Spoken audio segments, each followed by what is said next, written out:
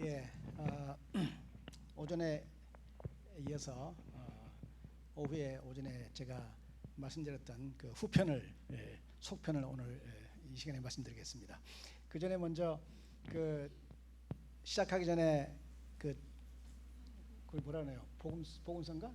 복음성가를 두 개를 불렀는데 아주 흥미로웠습니다. 그 두 번째 부른 복음성가 우물가의 여인인가요? 그 노래는 제가 19살 때부터 부르기 시작한 노래인데 50년 동안 지금 그 노래가 불려지고 있다는 것은 그 노래가 상당히 그 호소력이 있는 노래예요. 가만히 들어보면 이제 진리에 대한 목마름 그리고 그 배고픔 이제 그런 것을 호소하는 노래인데 역시 좋은 노래는 오래 가는가 보다 그런 생각이 듭니다. 첫 번째 불렀던 그 노래는 사실은 이제 성경적으로 조금 반성할 여지가 있는 노래입니다. 그게 지금 거기서 부른 그 노래가 그게 요엘서의 예언이거든요. 요엘서에 있는 말씀인데 그 요엘서가 오순절 성령 강림 때 베드로가 인용한 구절입니다. 그게 어떻게 인용되는가 하면 오순절에 성령께서 임하셨어요. 임하시니까 뭐 소리가 나고 뭐 불이 내려오고 막 그러니까 사람들이 이제 방언을 하기 시작했죠. 여러 사람이 모여가지고 방언을 하니까 그 주변에서 그 방언을 하는 걸 보고 이 사람들이 술이 취했다 그렇게 얘기를 했어요. 이 사람들이 그리스도인 이 사람들이 모여가지고 저렇게 그 대낮부터 술 취하고 저렇게 개걸거린다 이렇게 얘기를 했어요. 그러니까 여기 이제 이 사도행전 2장 13절에 보면 또 어떤 이들은 조롱하여 이르되 그들이 새 술에 취하였다 하더라. 자, 거기에 대해서 2장 14절에 보면 베드로가 열한 사도와 함께 서서 소리를 높여 이르되 유대인들과 예루살렘에 사는 모든 사람들아 이 일을 너희로 알게 할 것이니 내 말에 귀를 기울이라.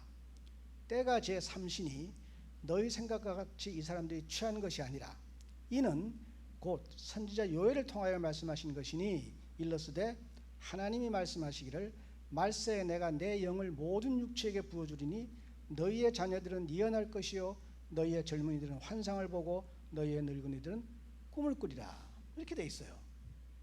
그러니까 이것은 지금 그때 오순절날 그 성령께서 임하신 그 사실이 구약의 바로 이 예언의 성취다 그렇게 지금 이야기를 하는 거예요.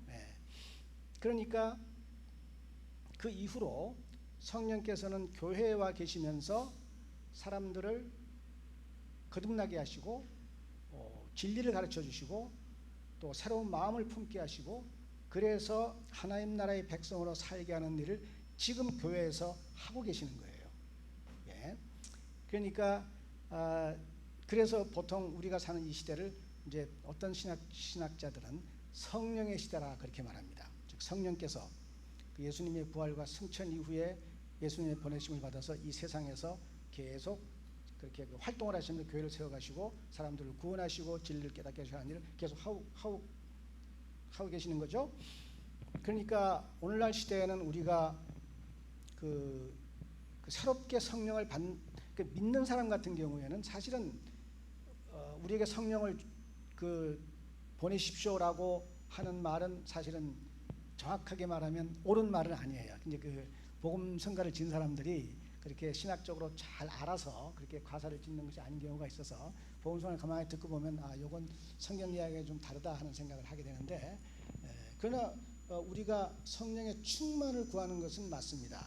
왜냐하면 우리가 성령을 받았지만 그러나 성령의 충만을 받아서 하나님의 말씀이 우리에게 충만하여 사는 그런 생활은 우리가 늘 거기에 미치지 못하니까 늘 그걸 향해서 가는 것은 맞지만 그러나 성령을 주십시오 하는 말은 그거는 정확한 말은 아니에요. 성령님이 교회에 와 계시고 우리가 믿는 사람이 우리는 성령을 다 받아가지고 있어요. 근데 우리가 성령을 받았다는 이 사실은 굉장히 중요한 일이에요. 이게 지금 제가 이 얘기를 하는 이유는 지금 오늘 오후에 지금 제가 드릴 말씀이 바로 그건데 오늘 읽은 이 히브리어 이 구절은 사실은 아주 긴 시간을 들어서 해석을 해야 되는 말씀이지만 여기에서 특별히 우리가 주목할 수 있는 구절은 여기 7장 22절에 이와 같이 예수는 더 좋은 언약의 보증이 되셨느니라 하는 말씀입니다. 여기에 22절에 이와 같이 예수는 더 좋은 언약의 보증이 되셨느니라. 두 가지를 주목할 수 있어요. 하나는 뭐냐면 더 좋은 언약이 뭔가? 더 좋은 언약이 있다면 그 앞에 뭐가 있어야 돼요? 예? 그러니까 더 좋은 언약이 있으려면 그 앞에 뭐가 있어야 돼요? 예? 그렇지. 언약이 하나 있어야지. 앞에 언약이 하나 있었는데 예수는 더 좋은 언약이다. 앞에 맺은 언약보다 더 좋은 언약이다.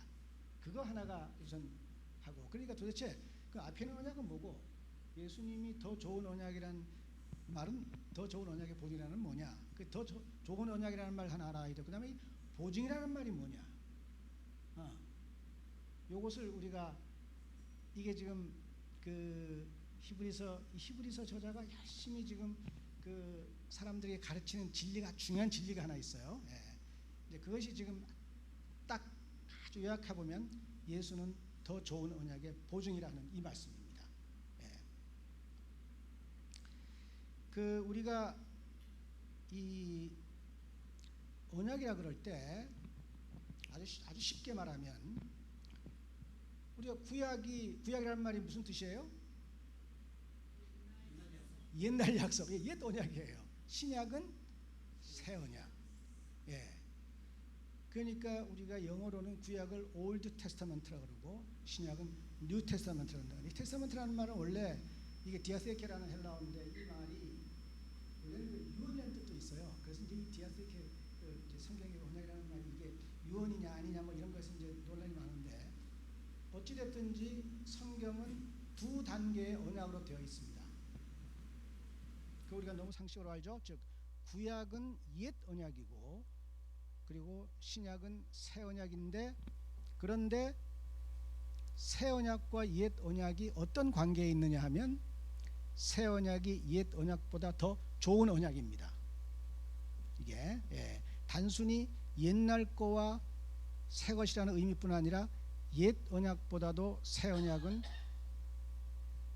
더 좋은 언약이에요. 어떻게 더 좋으냐?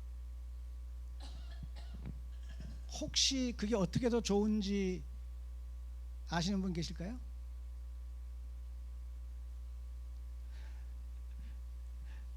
옛 언약과 새 언약이 있는데 새 언약이 어떻게 옛 언약보다 좋은가?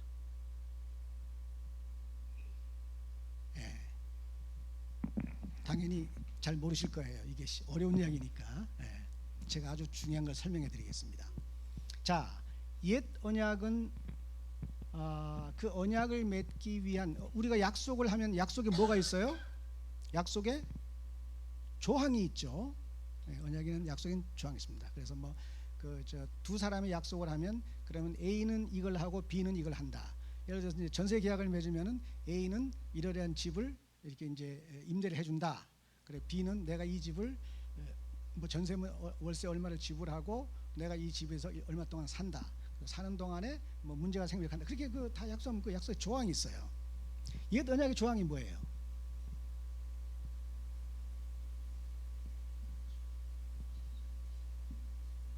옛 언약의 조항.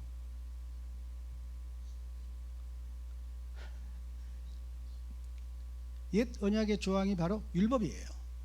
네. 그 언약이 누구와 누구 사이에 맺어졌죠? 하나님과 이스라엘 백성 사이에. 그러니까 옛 언약은 하나님과 이스라엘 백성 사이에 맺어졌어요. 그 언약을 누가 그 도중에서 왜 언약을 맺으면 우리가 그 세입자와 이 집을 언약을 맺으면 중간에 누가 있어요? 복두방이 있죠. 중개인이 있죠. 옛 언약을 누가 중개했어요? 모세가 중개했습니다. 맞아요. 즉 우리가 말하는 이 올드 테스타먼트라는 거, 옛 언약이라는 것은 하나님께서 이스라엘 백성 개개인과 맺은 언약이 아니라 이스라엘 백성과 맺은 언약이에요. 하나님이 그 백성을 건져내신 다음에 이스라엘 백성과 언약을 맺으셨는데 그 언약을 중개한 사람이 누구냐 하면 모세예요. 모세를 통해서 언약을 주셨다고요. 그리고 그 언약의 조항은 모세의 율법입니다. 그리고 성경에 보면 그렇게 언약을 맺을 때 피로 언약을 맺어요. 그죠? 그래서 그 보면 그 소를 잡아가지고 피를 받아서 이제 그 12양푼의 피를 받아서 양푼 6개는 가서 제단에 뿌리고 6개는 백성에게 휙 뿌려가지고 자, 우리가 이 언약의 피다. 그래서 피로 언약을 맺죠. 즉 그 언약의 피라는 말은 뭐냐면 거기 어떤 그 내용이 들어있는 건 이 언약을 우리가 안 지키면 우리는 죽음으로 우리가 대가를 지불하겠다는 그런 뜻이 거기 있어요. 그래서 항상 언약은 피로 맺어요. 자, 그렇게 하나님께서는 이스라엘 백성과 율법을 놓고 약속을 하신 거예요. 약속의 조항이 뭐냐 하면 조항이 뭐냐 하면 하나님께서 이렇게 말씀하세요. 내가 너희를 이스라엘 그 애굽의 종에서 내가 건져내었다. 그 말은 뭐예요? 내가 너에게 큰 은혜를 베풀었다. 그 말씀하신 거죠. 예. 그 출애굽기 19장에 나오는 말이죠. 은혜를 베풀었다. 그러므로 너희는 내가 너희를 사랑하고 너희를 위해 주는 그런 하나님 신인 것을 너희가 이제 알아야 한다. 그리고 나서 내가 앞으로 이러이런 말을 너희가 할 텐데 너희가 내 말을 잘 듣고 그 언약대로 지키면 그러면 너희는 내 소유가 되고 거룩한 백성이 되고 제사장 나라가 될 것이다. 그렇게 약속을 한 거예요. 하나님께서는 그들을 보호하고 지켜주고 그들이 하나님이 되실 것을 약속하고 그리고 백성들은 하나님의 명령을 내가 순종하겠습니다 하고 약속을 한 거예요. 그렇게 해서 이스라엘 나라가 선 거죠. 예.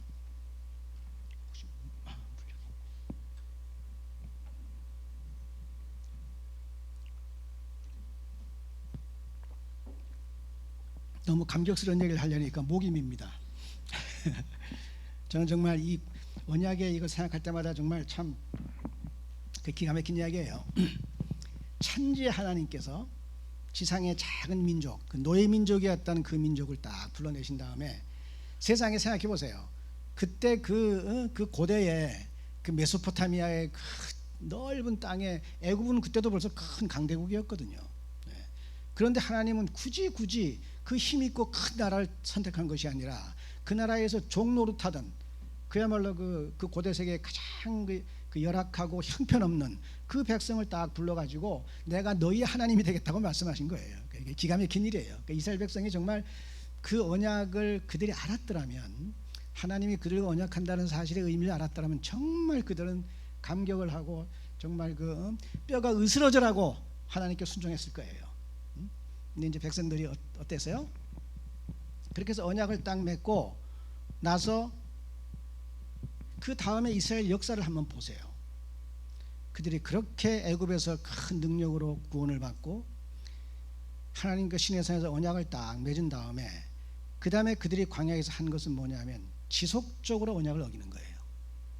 여러분 그 출애굽기 그 다음에 레위기 민수기 신명기 그 구절을 보면은 계속 백성은 언약을 어기고 하나님은 참고 또 어기고 참고 하는 일이 계속 되는 거예요.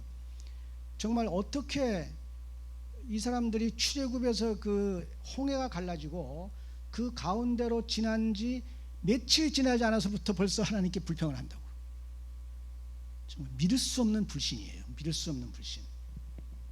그러더니 이제 이제 가나안 땅을 앞에 두고 그 가데스 바니아라고 저 지금 이제 팔레스틴 땅 밑에 있는 거기까지 딱 가서 뭘 해요? 첩자를 보내잖아요. 가나안 땅을 한번 정탐을 하자. 12명은 첩자를 보내요. 첩자를 다 그 땅을 보고 와서는 이제 그 의견이 10대 1로 나뉜 거예요. 10명은 이거 무시무시한 땅이다. 이 거민을 잡아먹는 땅이고 그 땅의 백성들은 전부 거인들이어서 우리는 그 앞에 서니까 우리는 메뚜기와 같다. 도저히 우리는 그 땅을 점령할 수 없다. 그렇게 얘기를 한 거예요. 그 땅은 하나님이 주시겠다고 약속한 땅이에요. 그 백성들에게 내가 이 땅을 너에게 주겠다. 그리고 거기에 나라를 세우겠다. 그렇게 말씀하셨는데 10명은 가서 그런 소리를 했다고. 여호수아와 갈렙만은 아니 그렇지 않다. 하나님이 우리에게 이 땅을 주신다고 약속하셨으니 우리가 치자. 그러면 하나님이 약속대로 이 땅을 주실 것이다. 그렇게 의견이 갈렸어요. 백성이 누구 말을 들었어요? 10명의 말을 듣고 모세와 아론을 돌로 쳐 죽이려고 그랬어요. 하나님께서 그들의 불신을 계속 참으시다가 거기서 이제 더 이상 이 백성은 안 되겠다. 그래서 딱 선언을 하시죠. 너희가 40일 동안 그 땅을 정탐했는데 그 40일의 하루를 1년으로 삼아서 너희가 앞으로 40년 동안 내가 너희를 광야로 헤매게 하겠다. 그리고 그 40년 동안에 출애굽을 할 때 20세 이상으로 전쟁에 나갈 만한 사람은 다 죽을 것이다. 그리고 새로운 세대로 내가 가나안 땅을 들었다. 그렇게 선언하신 거예요. 그래가지고 그게 열 며칠이면 약 15일 정도면 가는 땅이에요. 애굽에서 거기까지. 근데 그걸 가기 위해서 40년 동안을 광야에서 헤맨 거예요. 응?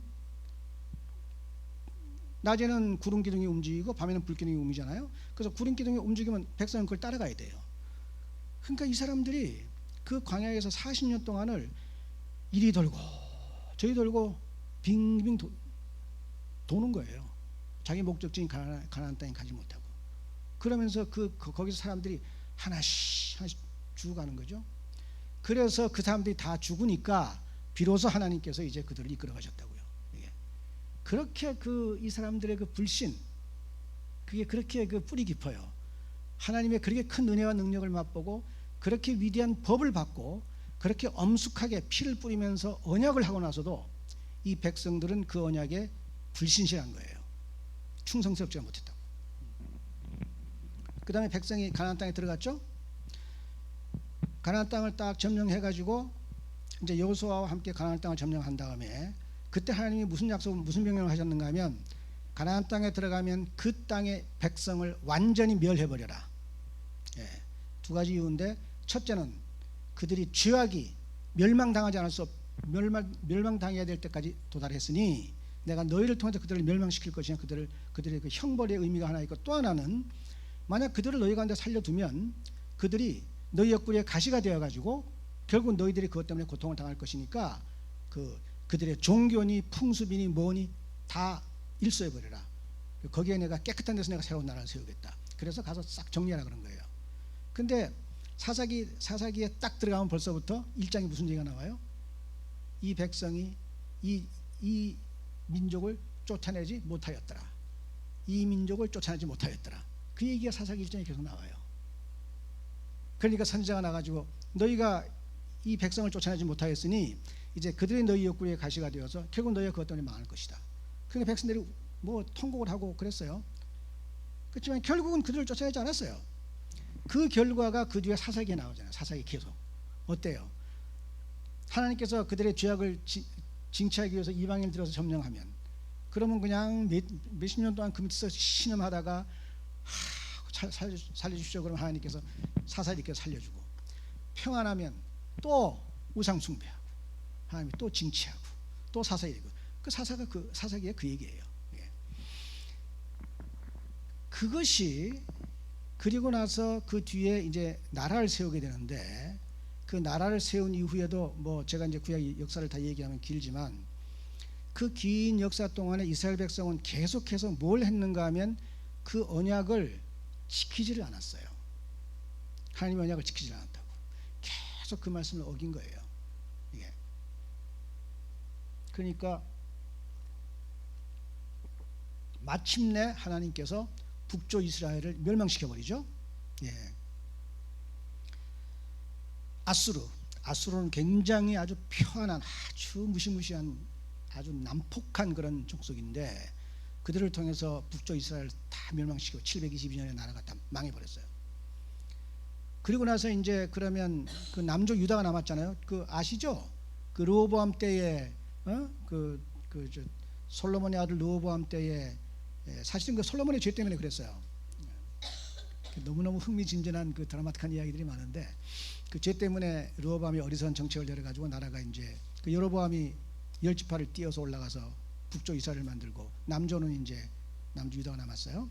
이제 다윗하고 그 베냐민 지파 일부하고 그렇게 됐는데, 그렇게 된 이후로 북쪽 유다는 계속 우상 숭배를 하다 망했고, 그 망한 걸 보고 북쪽 이스라엘은 망했고 남조 유다가 정신을 차려야 되는데 남조 유다가 똑같은 짓을 한 거예요. 그래서 결국 남조 유다는 바벨로니아에게 586년에 멸망해 버린다고. 나라가 멸망해 버렸어요. 나라가. 그러면 이 나라가, 이스라엘 나라가 인류 역사에서 어떤 일을 하냐면, 이들이 아브라함의 후손으로서 그들이 하나님과 언약을 맺고, 그래서 그 이스라엘 백성을 통해서 하나님의 구원의 경륜이, 즉 인류를 죄에서 구원하는 그 구원의 일이 퍼져나갔어야 되는데, 근데 이스라엘 백성이 그리고 망해버렸어. 망해버리니까 그럼 이게 어떻게 되느냐 하는 문제가 생기죠. 그때 선지자들이 일어나가지고 훗날 혹은 말세라는 말인데, 말세에 하나님께서 다시 새로운 일을 하실 것이다. 자, 그렇게 되면 다시 이스라엘이 회복되어 원래 하나님께서 아브라함을 통해서 약속하신 것, 그리고 이스라엘 나라를 통해서 이루시고자 하셨던 그 일들이 마침내 이루어질 것이다. 그렇게 선언했어요. 그죠? 자, 그래서 우리는 그래서 뭘 깨닫게 되는가? 구약에서 하나님께서 이스라엘 백성에게 굉장히 좋은 법을 주었지만, 즉 그 율법을 놓고 언약을 맺었지만 사람들이 결국은 그 율법을 지키지 못함으로 언약이 깨지는구나 하는 아주 중요한 진리가 거기에 입증이 된 겁니다.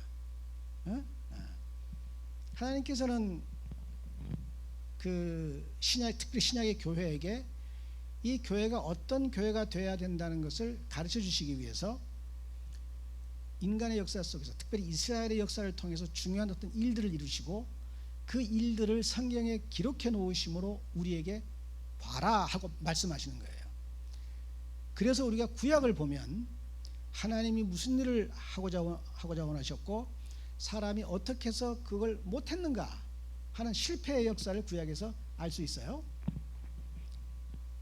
그러니까 이스라엘 백성에게 하나님께서 큰 그 혜택을 베푸시고 아주 좋은 법을 주시면서 그걸 지키라 해도 그 백성이 못 지켰어요. 그것이 옛 언약의 특징이에요. 하나님께서 백성에게 좋은 법을 주시고 이 법을 지켜라 했는데 못 지키고 망했다면, 자, 그러면 이스라엘 백성이 못 지켰다면 다른 사람이 지킬 수 있을까요? 다른 사람은 지킬 수 있을까요? 못 지켜요. 이스라엘 백성은 하나님으로부터 굉장한 혜택을 받은 백성이에요. 말씀 혜택을 받았어요. 그 혜택을 받고 하나님을 확실히 의지해야 했음에도 불구하고 못 지켰다면, 그러면 그 율법을 다른 백성에게 줘도 결과는 똑같아요. 그래서 이스라엘 백성에게 율법을 주어본 결과 모든 사람이 죄 아래 갇히는 거예요. 즉 율법을 직접 받아서 어긴 것은 이스라엘 백성이지만 이스라엘 백성이 율법을 어긴 그 사실은 거기에 무엇가 포함되는가 하면 모든 사람은 율법을 못 지킨다는 게 거기에 딱 포함이 되는 거예요. 이게. 그래서 하나님께서는 새로운 언약을 그래서 이제 그 옛 언약과는 다른 언약을 맺으시는 거예요. 그래서 새 언약이 나오는 거예요. 새 언약.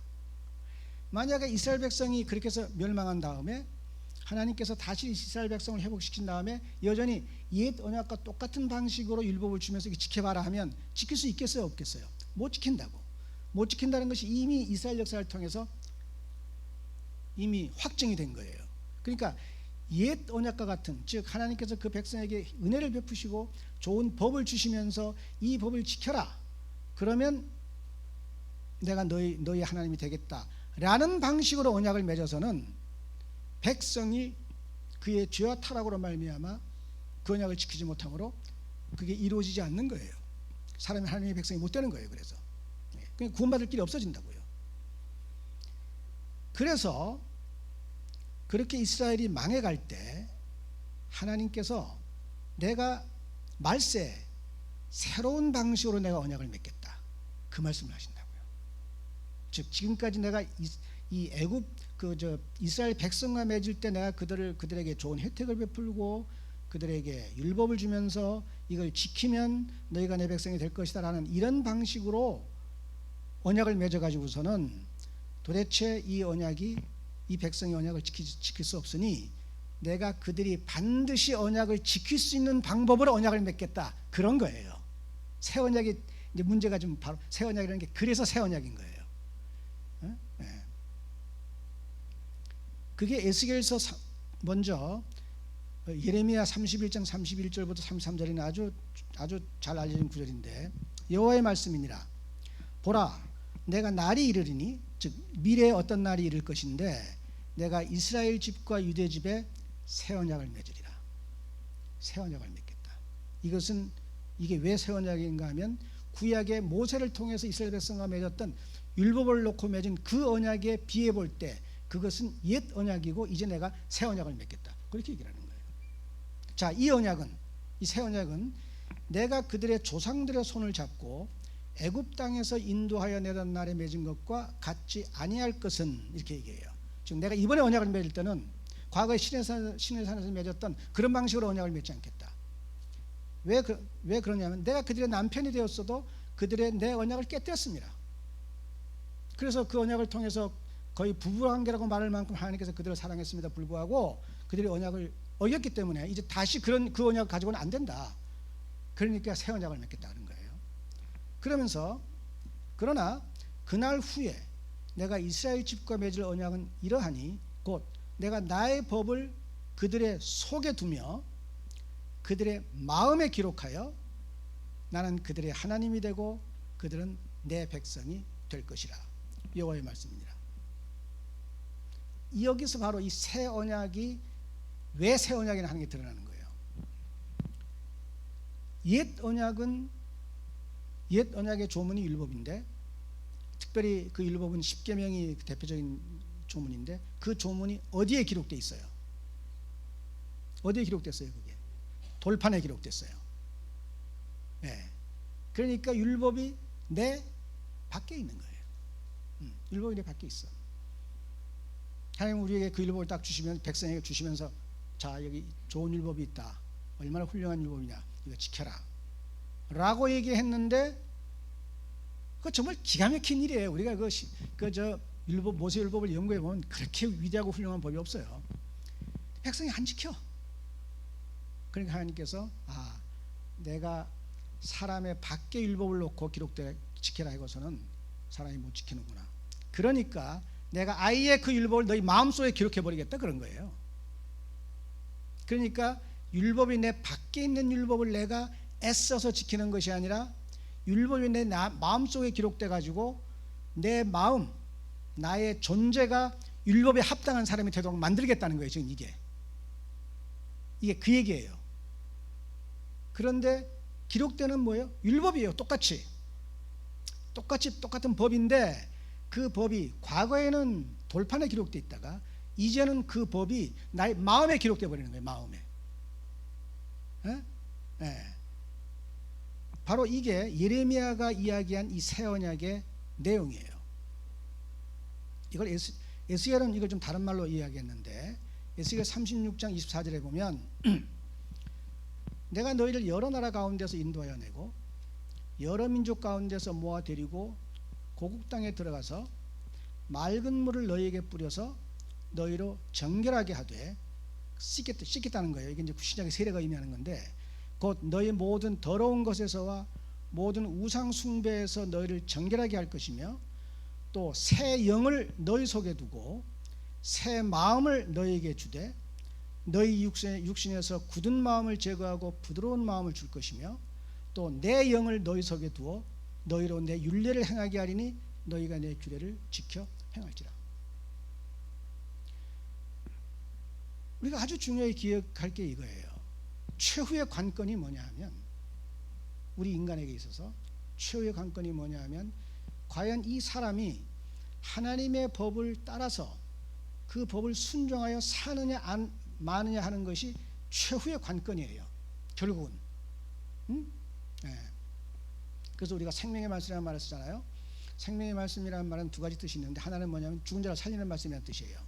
또 하나는 살아있는 사람으로 살게 하는 것. 그러면 사람이 참된 의미에서 살아있다라는 말은 뭐냐면 두 가지죠. 그가 하나님과 화해해서 하나님과 좋은 관계에 있고, 그리고 그의 삶이 하나님의 말씀에 부합한 삶을 살고 있으면 그러면 그 사람은 살아있는 사람이에요. 그래야만 이 사람이 하나님과 관계가 틀어져서 하나님과 원수가 되어 있고, 그리고 그 상태에서 하나님의 말씀을 지키지 않으면 그러면 그 사람은 죽은 사람이에요. 살아있다고 말하면 사실은 죽어 있는 거예요. 그리고 마침내 마지막 날이 되면 그가 영원한 영원한 그 심판을 받고 지옥의 형벌로 떨어짐으로 그의 죽음이 확정이 되는, 그러니까 가장 비참하고 두려운 상태에 있는 거예요. 하나님을 모르는 사람들이. 뭐가 그걸 결정하느냐?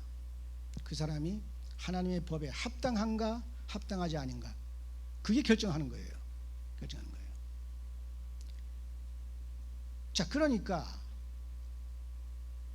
이 사람으로 하여금 하나님의 법을 지키고 하나님의 말씀을 순종하여 살게 하는 것이 그게 생명의 길인데, 그 생명의 길을 사람으로 하여금 가게 하려면, 생명의 길을 사람에게 가게 하려면 그 사람에게 생명의 길을 보여주고 이 길로 가라라고 얘기해서 가져요, 안 가져요?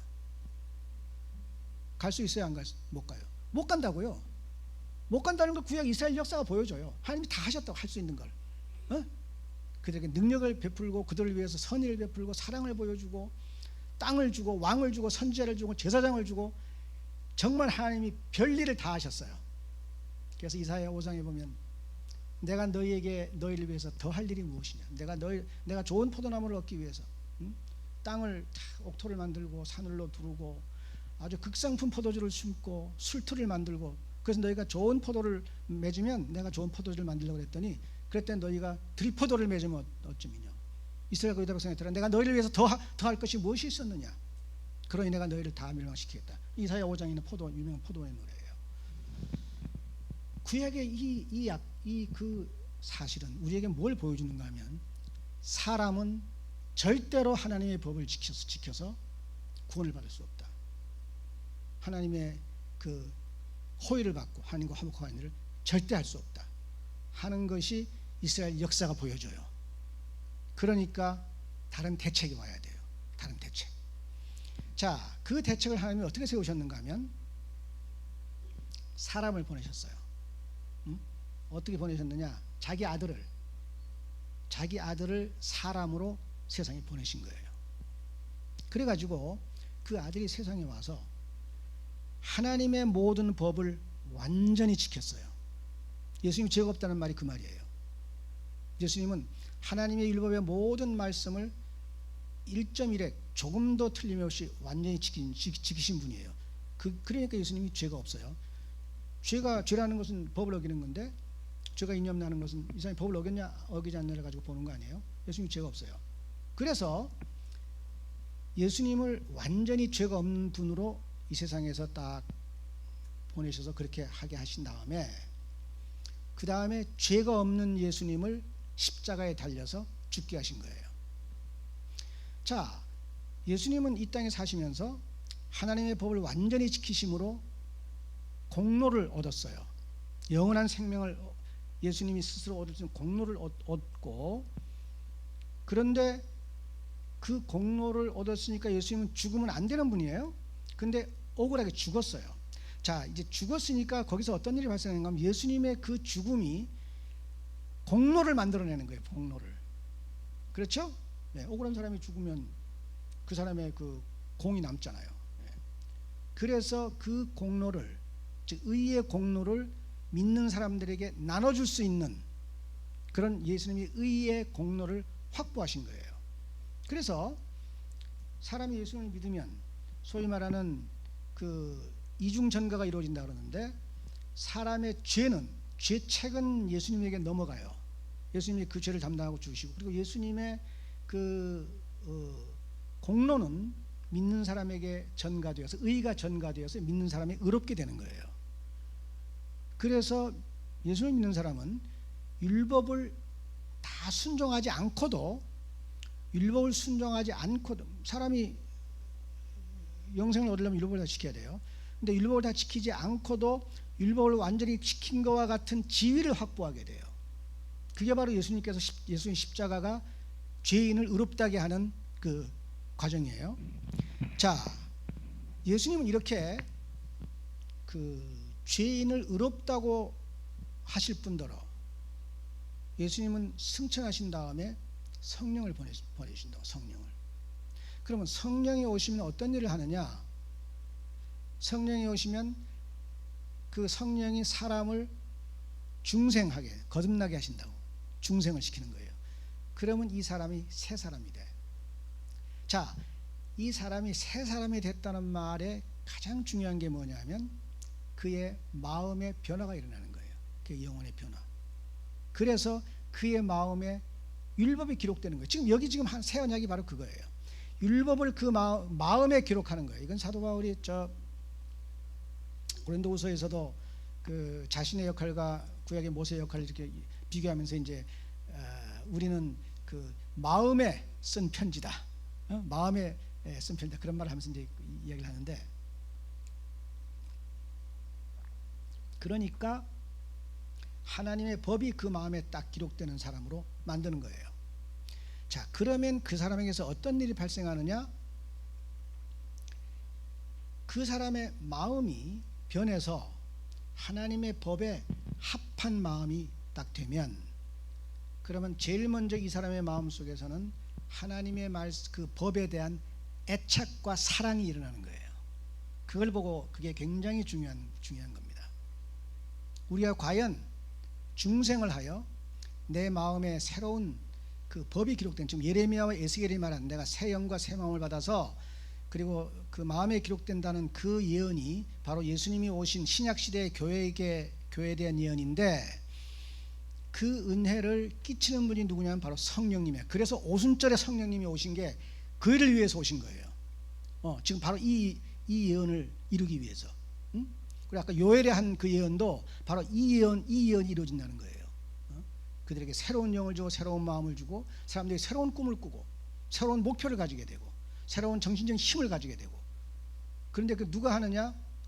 성령께서 와서 하시는, 새 영이 와서 하시는 거예요. 그러면 그렇게 그 마음이 그 하나님의 말씀의 뜻에 합당한 것은 굉장히 기뻐하고 즐거워하고 추구하고, 그리고 하나님의 뜻에 합당하지 않은 것은 미워하고 혐오하면서 싫어하는 그런 마음이 생기니까, 그렇게 마음이 변화되면 그러면 그 사람이 살면서 어떻게 되겠어요? 점점 하나님의 말씀에 합당한 생활을 하게 되는 거예요. 자, 이렇게 해서 구약 이스라엘 백성이 뭐가 문제였냐 하면, 율법이 여기 기록되어 있는데 율법을 가만히 보니까 마음에 안 드는 거예요. 율법이 싫은 거예요. 율법은 우리에게 죄를 짓지 마라, 그리고 장사할 때 다 있죠? 되를 속이지 마라, 원수의 짐승이 구덩이에 빠지면 너 다 건져줘라, 그리고 재판을 할 때는 뇌물 받지 말고 절대 사람의 낯을 보지 말고 항상 공평하게 해라. 그리고 농사를 지으면 어떻게 해야 돼요? 추수하다가 바닥에 떨어진 거 그거 줍지 마라. 그 다음에 농사 꾸꾸러미 그걸 갖고 가다 떨어뜨렸으면 주스러 돌아가지 마라. 그리고 밭에 저 한쪽은 추수하지 말고 놔둬라. 그거 다 아시죠? 그거 다 그 일본 있는 거예요. 그렇게 해서 그 사회에 가난한 사람들이 그걸 먹고 살게 해줘라. 그래서 그 나라에는 먹을 걱정이 있는 사람이 있으면 안 된다. 그거예요. 기본적인 정신이. 그리고 배고픈 사람이 들어와서 밭에서 먹으면 마음대로 먹게 놔둬라. 그러나 가지고 가면 안 된다. 먹는 건 돼. 그러니까 이게, 그러면서 하나님이 뭐라 그러셨어요? 너희가 이 법을 잘 지키면 너희 가운데 누가 없을 것이다? 가난한 사람이 없을 것이다. 율법이 그런 법이에요. 율법이 이 지상에 있는 모든 나라가, 그 모든 나라에 가장 골치 아픈 게 뭐예요? 가난의 문제라고. 이 가난의 문제, 이걸 해결을 못하는 거예요. 그래, 그 가난 속에서 사람들의 심성이 비틀어지고 범죄가 나오고 구조적인 여러 가지, 그게 지금 이 모든 세계를 지금 다 골치 아프게 하는, 미국 같은 그 부자 나라에서도 지금 샌프란시스코가 완전히 지금 거린으로 다, 그 노숙자로 다 점령돼 가지고 샌프란시스코가 지금 망하게 생겼어요. 원래 샌프란시스코가 굉장히 부유하고 그 근처에 그 산 호세인가요? 거기에 지금 그 IT 기업들이 들어서 가지고 집값이 오르고 이랬는데 지금 다 사람들이 떠나간다는 거예요. 지금 샌프란시스코에서 이게 지금 이 가난의 문제예요. 근데 하나님께서 그 법을 딱 주시면서 이렇게 하면 너희 가운데 가난한 사람이 없을 것이다. 가장 가장 인간적으로 적어도 물론 그렇다고 해서 빈부격차가 없는 건 아니에요. 사람이 사는 동안 그건 필연적으로 있지만, 그러나 적어도 먹을 게 없어 걱정하는 그러한 사람들은 없을 거예요. 저도 모든 사람들이 나는 먹을 건 걱정 없어. 자, 이것만 있어도 사람들이 얼마나 마음이 여유가 있고 풍요로워지겠어요. 내가 굶지 않는데, 최소한도 살 수는 있는데, 사람들이 그게 없어가지고 나는 잘못하면 굶어 죽겠다 이런 생각 들면 사람이 굉장히 예리 막 날카로워지고 그 정신적인 병이 들잖아요. 그런 법을 주신 거예요. 그런 법을. 그리고 또 어떤 법을 주셨어요? 안식일은 다 쉬어라. 너도 쉬고 너의 종도 쉬고 너희 집안의 가축도 쉬고 다 쉬어라. 7년 만에 한 번 쉬면 어때요? 땅도 쉬어라. 그리고 사람들의 빚을 내 탕감해줘라. 7년에 한 번씩. 그리고 50년이 되면 땅을 다 돌려줘라. 희년의 법. 이게 이스라엘 법이 정말 상상할 수 없을 만큼 위대한 법이에요. 하나님이 그렇게 좋은 법을 주셨다고. 그리고 너희가 이 법을 잘 지키면 이 나라가 위대한 나라가 될 것이다. 그런데 사람들이 그걸 안 지키는 거예요. 안식일만 되면 빨리 날이 그 날이 밝아가지고 내가 물건을 내다 팔아야 되는데, 그래갖고 안식일에 안전부절, 선지자들의 글에 다 나와요. 안전부절하고 앉아 있어. 그리고는 그런 율법을 다 안 지키고 싹싹 걷어가고. 그러니까 그 미가 선지자 같은 데 보면 거의 무슨, 너희가 내 백성을 갖다가 살을 다 발라먹고 그리고 그 뼈를 냄비 속에 넣어서 삶아먹는 그런 식으로 너희가 하고 있지 않느냐 하고 미가가 얘기를 했어요. 이렇게 하나님께서 그렇게 좋은 법을 주셨어도 사람의 탐욕과 그 이기심 때문에 그 법을 싫어하고 버리는 거예요.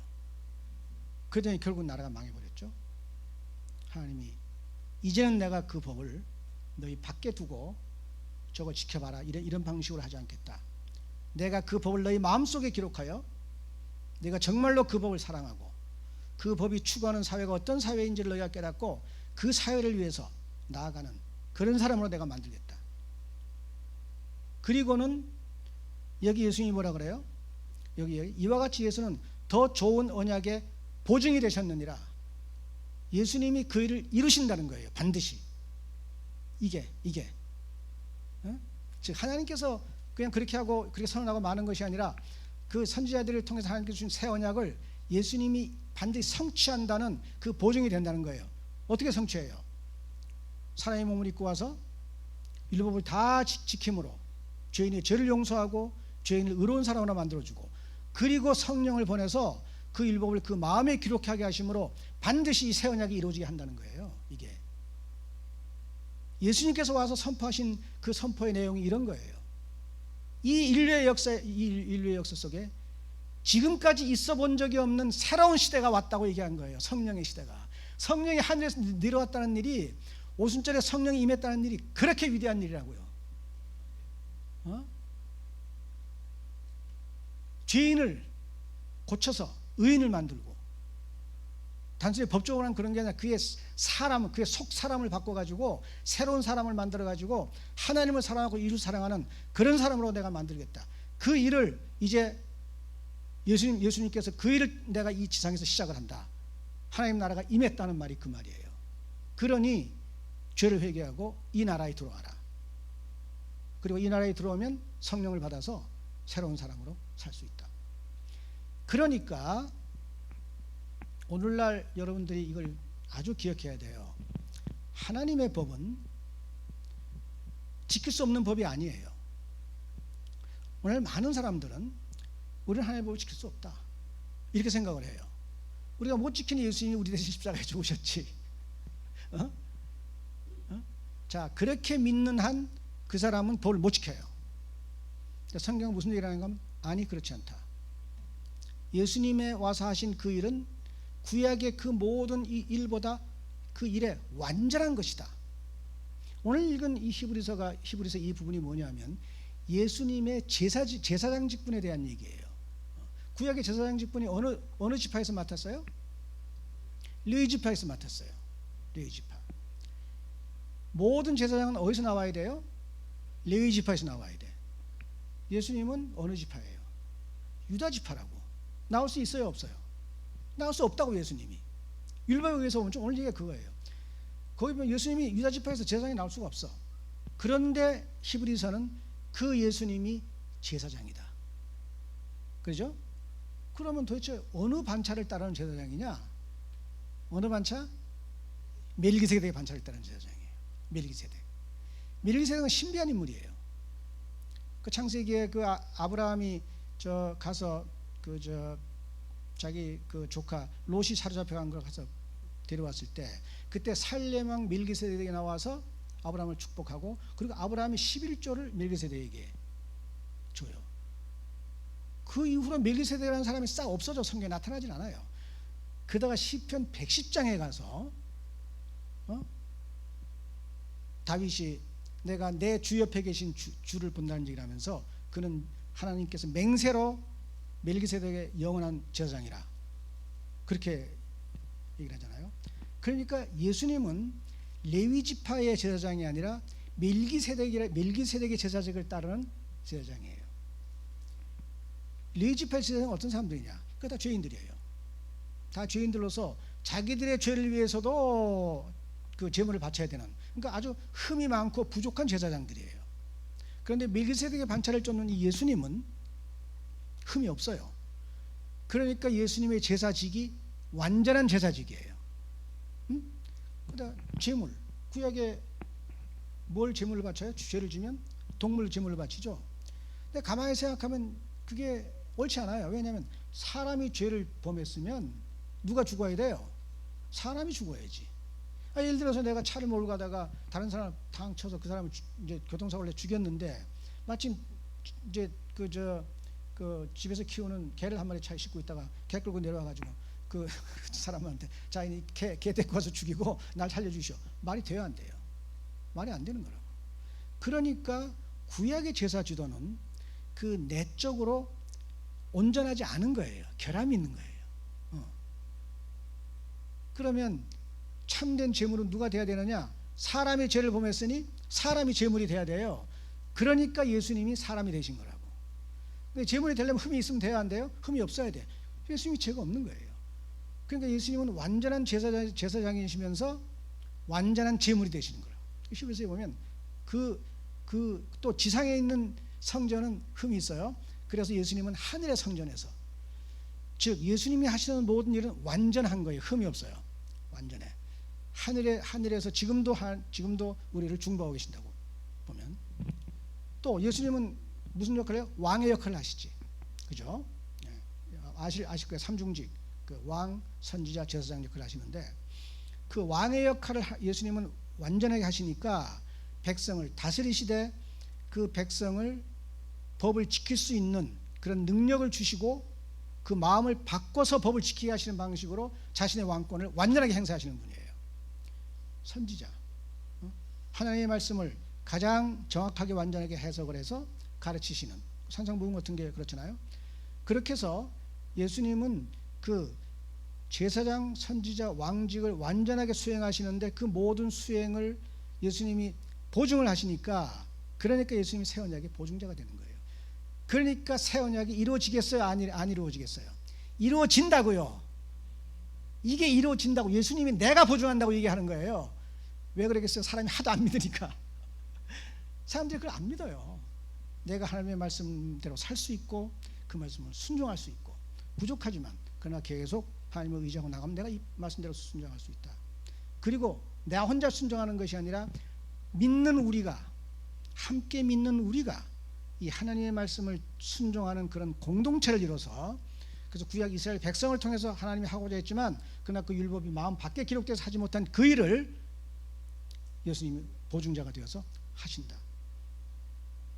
그래서 우리는 더불어 성령을 받고 새 마음으로 받은 사람으로서 율법이 마음에 기록되어 있고, 그래서 우리는 함께 그 율법을 이루는 공동체를 이루고, 그래서 하나님 나라를 능히 증명하고 나갈 수 있다.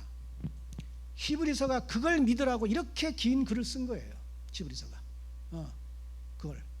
그래서 계속 그 새 언약을 이야기하고, 그 제사장의 그 바른 거, 그다음에 그 제사 동물의 문제, 성전의 문제, 그런 걸 길게 나열하면서 그리스도 안에서는 이제 그리스도는 더 좋은 언약의 중보자가 되었다.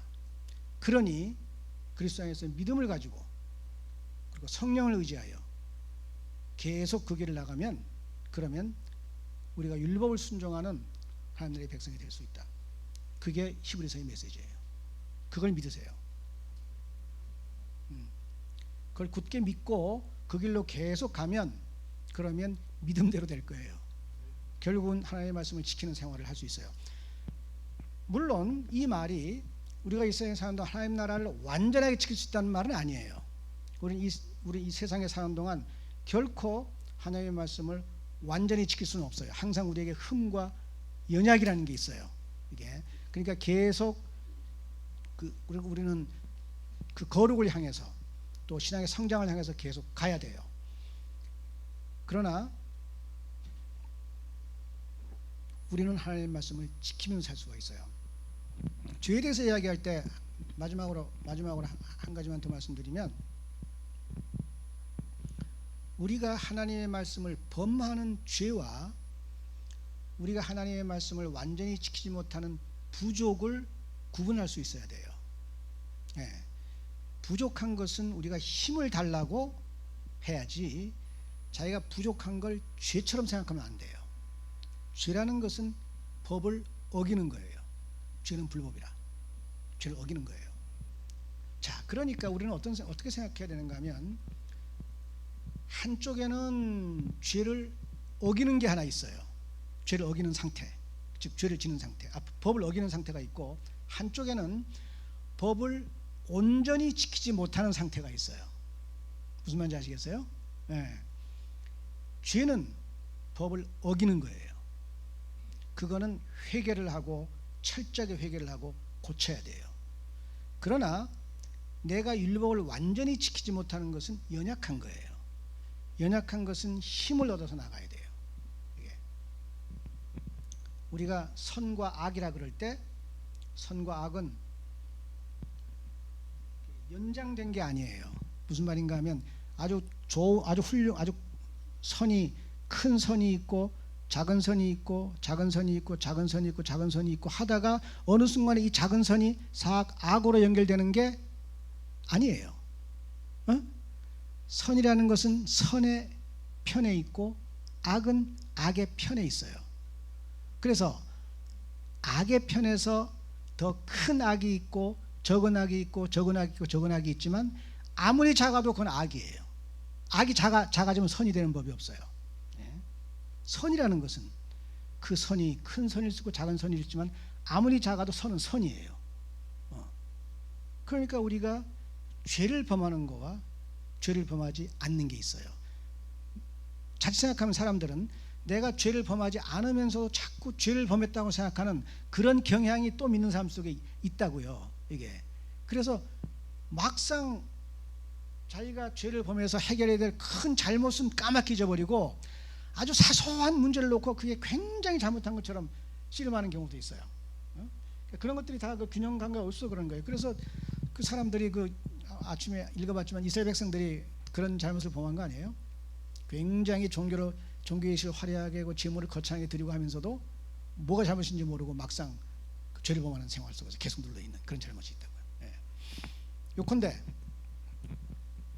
믿는 사람은 성령께서 우리 마음속에 하나님의 법을 기록해 놓으셔서 우리 하나님의 법을 사랑하고, 그리고 하나님의 말씀이 들려오면 이게 정말 하나님의 말씀인가 아닌가를 구분할 수 있게 돼요. 예수님께서 뭐라고 말씀하셨는가 하면, 내 양은 내 음성을 안다. 그렇게 말씀하셨어요. 요한복음 10장에서. 목자와 양의 비유에서. 도저히 다른 사람이 부르면 음성을 모르니까 안 간다. 그러니까 어떤 사람이 예수님의 양인가 아닌가를 알 수 있는 좋은 기준의 하나는 그가 예수님의 말씀을 알아듣느냐 알아듣지 못하는 것이 아주 중요한 기준 중에 하나예요. 예수님의 양은 그 양이 그 예수님께서 말씀하시는 그 말씀의 뜻을 아는 게 아니에요. 양은 뭘 안다? 음성을 알아. 그 음성을 아는 거예요. 이거 마치 뭐하냐면, 우리가 왜 보통 우리가 특별히 그 신학을 이렇게 전문적으로 연구한 사람이 아니면은 그 복잡한 신학적인 얘기 잘 모르거든요. 무슨 그 칼비니즘이니 알미니우스주의니 하는 그런 신학적인 논쟁이 복잡한데 아주 복잡한 논쟁이 있어요. 그런 거 잘 몰라요. 잘 모르는데 예수님의 양은 그 바른 얘기를 들으면 내가 잘 모르지만 저건 바른 얘기 같다. 틀린 얘기가 들으면 내가 저게 왜 틀린지 모르겠지만 저건 아니다. 이 감이 생기는 거예요. 이 감이. 그래서 예수님의 양이 그 많은 거짓말과 그 많은 이단들의 그 속에서도 넘어가지 않고 그냥 매 하면서 예수님을 따라가는 거예요. 그래서 구원으로 가는 거라고. 그 예수님께서 자기의 양에게 주신 그 아주 훌륭한 그 감각의 감각. 그렇게 해서 구원을 받거든요. 그렇게 해서 주님을 따라가고 그리고 그 자기소에 기록된 율법을 잘 그걸 사랑하고 순종해서 그렇게 행해 가노라면 그렇게 긴 세월을 지나면 사람은 점점 죄에서 벗어나서 아주 거룩하고 의롭고 선하고 아름다운 품성을 가지게 돼요. 그런 사람들이 모이면 그게 위대한 교회가 되는 거예요. 위대한 교회. 모두가 그런 교회를 위해서 나아가시기를 바라고 그리고 그게 반드시 될 수 있다는 것을 믿으시기 바랍니다. 네, 같이 기도하십시다. 거룩하신 하나님 아버지께서 죄인을 건지기 위하여 하신 그 모든 일들이 아주 신묘막측하여 그 하시는 일들을 살피는 것만으로도 저희들은 큰 즐거움을 느끼게 되었나이다. 사람의 죄성과 그 타락의 힘이 얼마나 강한지가 끝까지 율법을 지키지 못하고 망해버린 이스라엘 백성을 통해서 선명하게 증거되었고 이제 그러한 사실을 배경으로 놓고 새로운 언약을 맺으심으로 마침내 그 해결은 성령님께서 우리 마음속에 들어오셔서 우리 마음을 바꾸고 우리 마음속에 하나님의 법을 기록해 놓으심으로 마침내 사람으로 하여금 하나님의 법을 지키고 살 수 있게 하시는 그 기묘한 일들을 저희들이 살펴보았사옵나이다. 그러한 계시를 저희들에게 가르쳐 주심으로 마침내 저희들이 하나님의 법이 이루어지는 거룩한 사회를 이루도록 하셨사오니 저희들이 하나님의 그 뜻을 깨닫고 믿음을 가지고 그 길을 힘있게 갈 수 있게 하시옵소서. 예수님의 이름으로 기도하옵나이다. 아멘.